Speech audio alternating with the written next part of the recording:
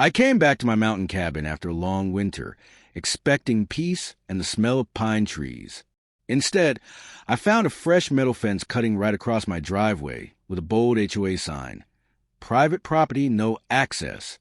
They said I didn't belong here, that the road was now theirs. They mocked me, sent me fines, even threatened to tow my truck if I dared step foot past the gate. But what they didn't know was that I had been quietly watching, gathering every paper trail, every shady deal they made, until the day I bought the land they were standing on. And when I walked in with that title deed in my hand, the look on their faces was priceless. The morning mist clung to the pine needles like stubborn ghosts as I turned my truck up the narrow mountain road. This cabin had been my father's retreat, his escape from the city, and now it was mine. For years, I'd driven up here to breathe in the cold air, patch up the old wood panels, and drink coffee on the porch while watching the valley wake up. But this time, the quiet comfort I expected wasn't there. Half a mile from the cabin, my tires crunched to a halt against something new, a tall, glinting chain-link fence that sliced across the road like a scar. A bright white sign hung in the middle. Private property, HOA enforcement. No entry. At first, I thought it was a mistake. Maybe the county was doing construction. But as I stepped out and looked closer, I saw fresh padlocks, a keypad access panel, and a posted notice with my cabin's address scribbled beneath a threatening line. Unauthorized vehicles will be towed at owner's expense. My stomach tightened. I hadn't missed a single tax payment. I owned that cabin free and clear. It had been in our family for decades. So, who the hell were they to fence me out? I dialed the number on the notice. A woman answered with a voice dripping fake courtesy. Mountain Ridge Homeowners Association. How may I help you? Yes, I said, gripping my phone tighter. This is John Mercer.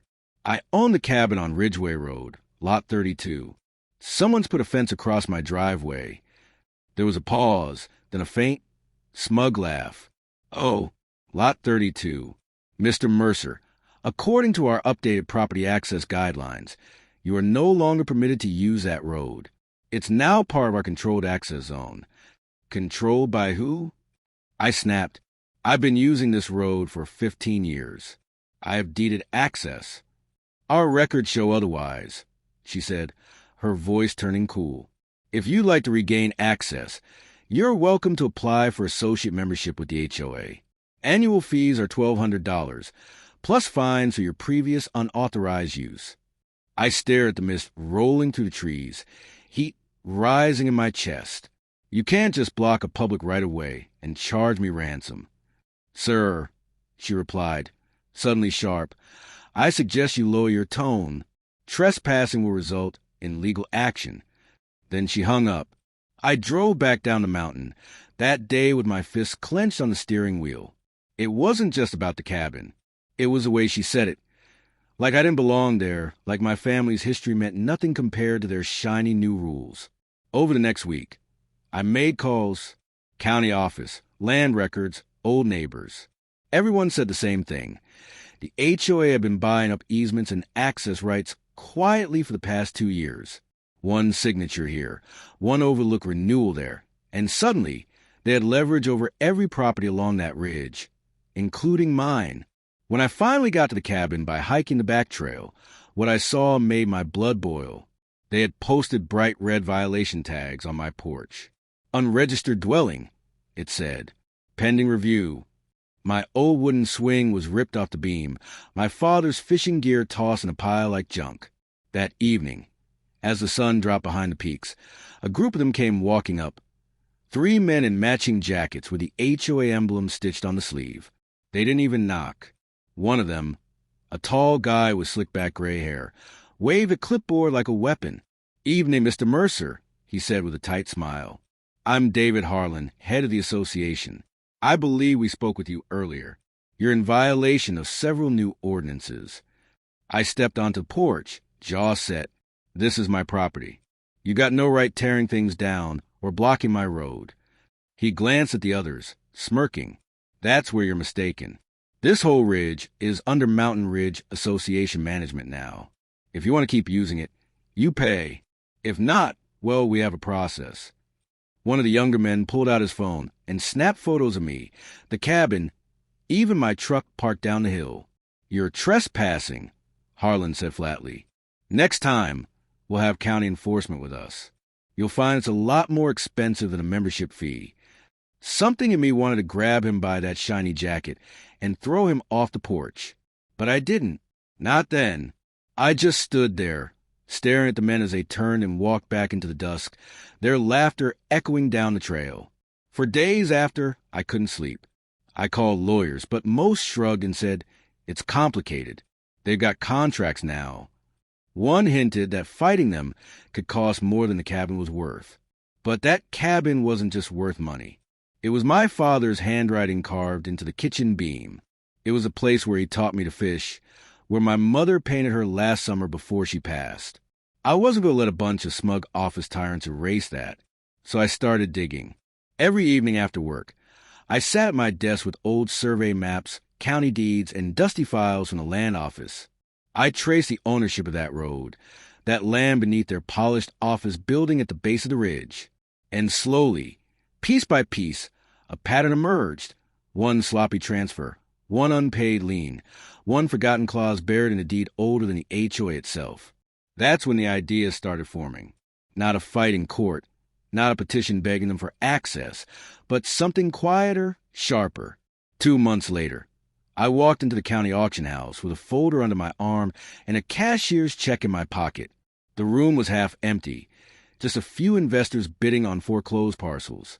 And there it was, Lot 18, a strip of land that included their shiny little HOA office and, more importantly, the original access rights to Ridgeway Road. The morning after the auction, the mountain air felt different. Crisp, sharp, alive. The title deed sat in a brown envelope on my passenger seat as I drove up toward the ridge, past the same fence that had mocked me weeks before. This time, I didn't stop. I parked at the county office first, where a clerk stamped the papers with a dry, mechanical thunk that somehow sounded like a war drum. I was no longer just a man they tried to fence out. I was now the owner of the very strip of land their headquarters squatted on, along with the legal easement that fed every cabin beyond. I didn't announce it right away.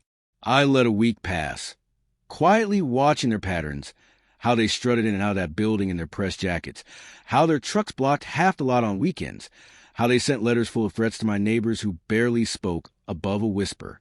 The same slick-haired David Harlan came twice more to glare at my cabin, thinking I was still the outsider. Each time, I smiled politely, kept my hands in my pockets, and said nothing. Then came Monday. I walked into their office just after they opened, boots still dusty from the trail, a folded set of documents in my hand. The receptionist, a young man with the same smug tone I'd heard on the phone weeks ago, looked up with a frown.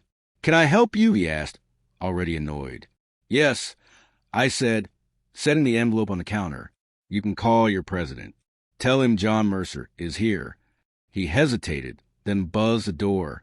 Moments later, Harlan appeared, adjusting his tie, that same condescending half-smile tugging at his lips. Well, he said, voice slick as oil. "I was wondering when you'd finally give up and pay your dues."